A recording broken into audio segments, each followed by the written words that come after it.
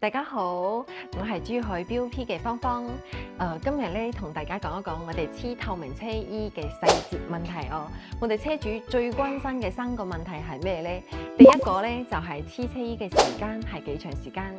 咁我哋咧黐車衣係2日半嘅工期，有半日時間需要做成車深度清潔。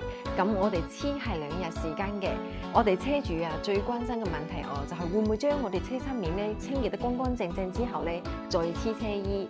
咁一定係要做呢個工作嘅。第二個關心係咩問題呢？就係我哋膜嘅質素。咁我哋 BOP 咧係一個10幾年嘅品牌噶啦，所有質保年限咧都係實地咁測試出嚟嘅。品牌官網質保，每個系列嘅卷身碼咧對應每台車嘅機架號同車牌，就絕對唔會存在假貨嘅。咁第3個問題喺邊度呢？我哋車主最在意嘅問題啦，就係手工問題。點解我哋用咗大師傅，仲要2日時間先可以出到一台車？